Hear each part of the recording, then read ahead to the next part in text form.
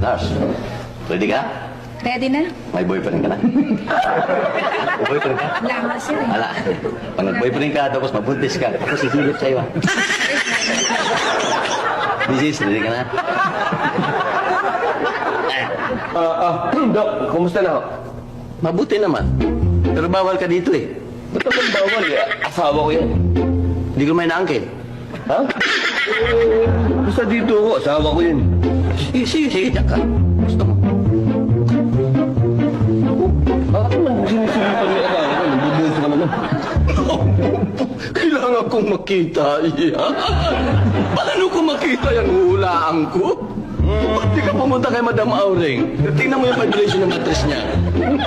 Dok, hirap yan eh. Pwede ba ako na lang sumili pagkatapos kwento ko lang sa'yo? Ang ganun, reporter ka. Nag-radio ako. Akong sipit yan. Hindi. Ako mag-aangat. O sige.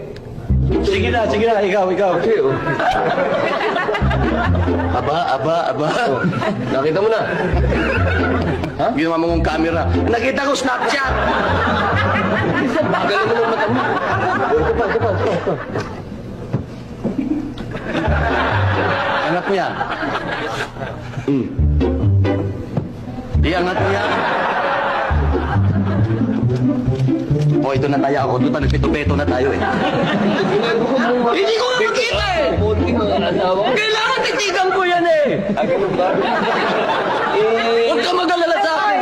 Nakita ko na lahat ang ganyan! Oras na, walang mali sa doktor yan. Ang dami nang nakitang ganyan yan. Isa na lang itsura niyan sa kanya. Oo, ang hindi ko na nakita sa bulate. Hindi papayag ko, pero pagsuot ka nito. Sige na, Gusto naman! sandali. Suot mo rito sa mata, hindi. Sinuot ko na! May logic!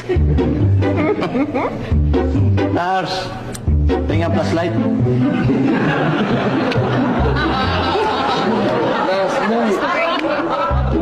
Wise ka rin doon. Huwag kang umalis. Takot ako sa dilim.